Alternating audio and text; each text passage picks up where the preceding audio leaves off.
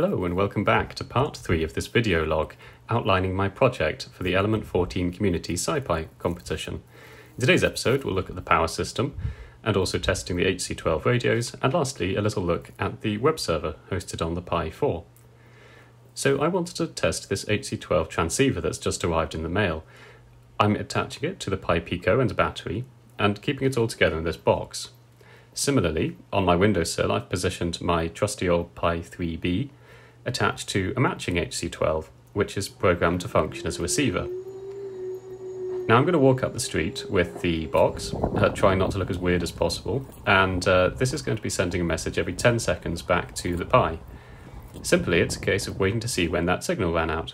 In this case, it was about 280 meters line of sight, which is actually quite a good result from what I was expecting. Altogether, I'm quite pleased, considering that is operating at the low power which is necessary to comply with the UK regulations. The other thing I want to do is test the power system with the solar panel. So firstly, obviously checking the polarity, extremely important here with lithium batteries.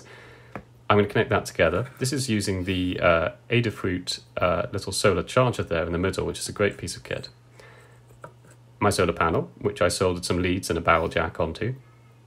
And that simply connects into the solar charger using the barrel jack. The solar charger is quite good in that it will know intelligently when to draw power from the battery, when to charge the battery, and do that all in a safe manner. Taking this outside to find some sunlight this morning, and happy to say that you can see the little green light there on the solar charger, which indicates that the solar panel is indeed charging the battery. You'll see it flickers a little bit as I get close and cast it in shadow. But other than that, it's working well, and I'm confident that it will provide enough power for my project. The next thing I'd like to do is leave it running maybe for 24 or 48 hours continuously and see if it can genuinely continue sending messages throughout that entire time to demonstrate that it never lost power.